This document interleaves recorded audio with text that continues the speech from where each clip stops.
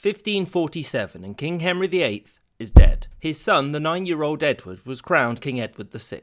He was too young to govern the kingdom on his own, and so a regency council was established to govern for him. This was led by his uncle, Edward Seymour, the Duke of Somerset. Somerset essentially ruled alone. He continued the anti-papal policies of Henry and even went a bit further, most notably by introducing the English language into church services. These changes were extremely divisive and upset the Catholics because they went too far, and upset the Protestants because they didn't go far enough. A new prayer book was created and its use made mandatory by the Act of Uniformity. These religious changes, coupled with a booming population and economic woes, led to riots. It should also be noted that England was still at war with France and Scotland at this point, and so Somerset levied heavy taxes to support these, which led to revolts in 1549. One such revolt was led by Robert Kett, a butcher who sought to redistribute wealth from the rich to the poor. Another riot was in Cornwall, which at this point didn't want the English language, which many there did not speak, forced into their churches. Somerset eventually crushed these revolts, but he was shortly afterwards removed from office by John Dudley, the Earl of Warwick. Warwick quickly ended the wars with France and Scotland, and in 1551 he granted himself a new title, the Duke of Northumberland. King Edward, influenced by the reformist Archbishop of Canterbury Thomas Cranmer, reformed church services further by removing more Catholic elements, and a second prayer book was released to replace the first. In 1552 Edward caught measles, then a fever, and then tuberculosis, and it was pretty clear that he was going to die soon. Cranmer told the king that his half-sisters Mary and Elizabeth weren't really Protestant enough and so should be barred from succeeding him. Edward selected Lady Jane Grey to succeed him, which she kind of did when Edward died in July 1553. Support for her claim died pretty quickly, and Edward's eldest half-sister Mary launched a coup only 9 days later. Jane was thrown in prison, and Northumberland, whose son was married to her, was convicted of treason and beheaded.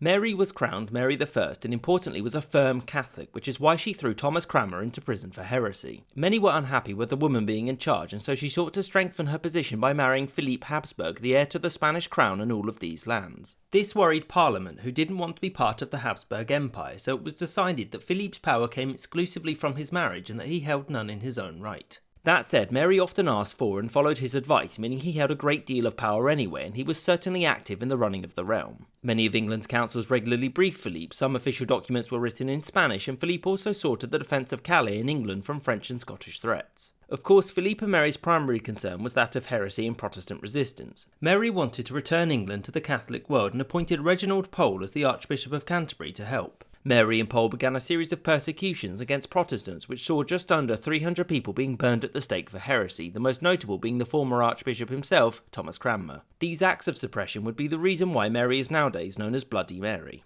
Mary managed to get Parliament to repeal most of the religious laws enacted under her father and brother-in-law, and Archbishop Pole sought to bring in England back into the Catholic fold. Beyond this, the crown's finances were repaired, but a lot of this came from Philippe simply importing lots of Spanish silver from the New World. Mary and Philippe also oversaw the plantations of Ireland, which were where native Irish were removed from their lands and it was given to the English to settle and run. This was because Ireland had been slowly drifting away from English control, with many of its leaders only paying lip service. The idea was that by removing the Irish from their land and replacing them with loyal Englishmen, eventually Ireland would become as integrated as Wales was. Mary and Philippe were hoping for a son, and Mary had what is known as a phantom pregnancy, whereby she showed the symptoms of being with child, but without the child. This upset Philippe, who left to become the King of Spain, and to make matters worse for Mary, famine, which killed about 5% of the English population. Philippe returned to England in 1557 bearing good news, by which I mean war with France. This war was expensive, unpopular, and ultimately a disaster, and ended with the loss of Calais in 1558. Mary would have another phantom pregnancy before dying in November of the same year, and she was succeeded by her half-sister, who was crowned Elizabeth I.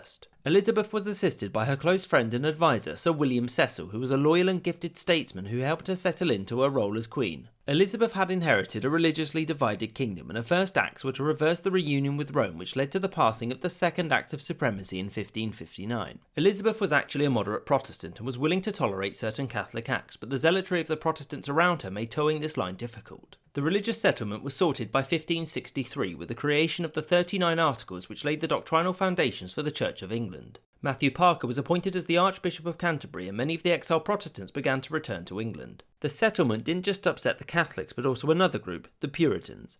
The Puritans believed that church reform hadn't gone far enough and tried to petition the Queen for change, but she refused. It was not just religion that plagued Elizabeth's early reign, but that of the succession and notably who she would marry. This issue became much more pressing in 1560 when Mary, the Queen of Scots, returned to Scotland from France. Mary was a relative of the powerful French family the Guises and also a descendant of Henry VII, and so had a claim to the throne and the money to back up that claim. She was also a Catholic and thus could persuade some of the population to help her remove a Protestant Elizabeth. If Elizabeth could get married and have a son though, it would be harder for her to press that claim. Elizabeth, as she tended to be, was slow to decide on a course of action and refused to be rushed. In her early reign she was infatuated with a man called Robert Dudley, and there was talk of a marriage except for one small issue: he was already married. His wife ended up a little bit dead, but in the end Elizabeth chose not to marry him. Ultimately, Elizabeth would never marry though, and often used her eligibility to suit diplomatic ends. In 1567, Mary, Queen of Scots, fell out with the Scottish nobility and was imprisoned and forced to abdicate, leaving her son James to take the throne. She escaped to England the next year, but Cecil advised Elizabeth to put her under house arrest. In 1569, there was a major Catholic rebellion in the north, many of whom sought to put Mary on the throne. Cecil crushed this revolt, but the problem of rebellious Catholics wouldn't go away, since in 1570 the Pope declared that Elizabeth was an illegitimate queen, a heretic, and the Catholics shouldn't obey her. The later 16th century saw relations between Protestants and Catholics deteriorate massively and saw the outbreak of the French Wars of Religion and the Dutch Revolt. Elizabeth gave some help to the Dutch, which, along with the English raiding Spanish treasure ships, angered King Philip II, who wanted this to stop. The result was war in 1585, which was mostly just raiding for the first couple of years. Concerns over Catholics rebelling and aiding Mary take the throne led to Cecil having her beheaded, which angered Elizabeth. Elizabeth bought the neutrality of Scotland in this war with a lot of money, and also hinting that James would succeed her as the King of England. In 1588, Philip, who also controlled Portugal, sought to deal with England by launching a Great Armada which was supposed to rendezvous here with the large Spanish force and transport them to England. An English fleet led by Lord Howard met the Spanish here at the Battle of Gravelines. The English made greater use of cannons and prevented the Spanish from landing, which forced the Armada to return to Spain by going around the British Isles. The Armada was racked by storms and disease and limped back to Spain, a shadow of its former self. The next year, Elizabeth ordered Sir Francis Drake to launch a counterattack to free Portugal and destroy the Spanish fleet. To put it mildly, this counter-armada was a catastrophe and led to most of the English ships being sunk and many sailors dying from disease. Oops. Elizabeth's reign wasn't all religion and war though, and her rule saw great innovations in art and architecture. Art, such as portraiture, saw many changes, with Elizabeth being depicted many times with special emphasis being placed on her virginity, piety, and in her later years on portraying her still as young. Writers such as Edmund Spenser made greater artistic use of the English language, and his most famous work, The Fairy Queen, was so well liked by Elizabeth that she granted him a pension for life. Of course, the most famous writer of the age was not Spenser, but a certain William Shakespeare. Shakespeare outlived Elizabeth, but some of his most famous works were created in her reign, such as Romeo and Juliet, The Merchant of Venice, and A Midsummer Night's Dream. He was not the only popular playwright of the age though, Christopher Marlowe was another. So the war with Spain continued onwards for the rest of the 16th century. England's role was mostly financing its continental allies and preventing the Spanish from landing in Ireland, in which Elizabeth was continuing the plantations, this time in the hope of increasing the loyalty of the south, which was where the enemy would most likely land. As she aged, Elizabeth started to take a backseat in the affairs of the realm. The war against Spain was run by her ministers, mostly Robert Cecil, the son of William, who had died in 1598. The church was run by John Whitgift, the Archbishop of Canterbury, who shared Elizabeth's dislike of Puritans and made sure to suppress them. England also saw harvest failures in 1596 and 7, which saw Parliament enact England's first poor relief schemes, which would stand until the 19th century. Another important long-standing creation of the Elizabethan age was the East India Company, which was founded in 1600 and given a monopoly on trade with the East Indies. Furthermore, the late 16th century also saw a major rebellion in Ireland led by Hugh O'Neill, the Earl of Tyrone. This 9-year rebellion was the most serious threat to the English re-establishing control over Ireland, and at first the Irish were very successful, their most notable victory being the Battle of the Yellow Ford here. The Irish were given assistance by the Spanish, and Elizabeth appointed Charles Blount, the Baron Mountjoy, to crush the revolt. In the end, the English were able to commit greater resources and defeated the Irish nobles, driving them out and opening the gates to further plantations.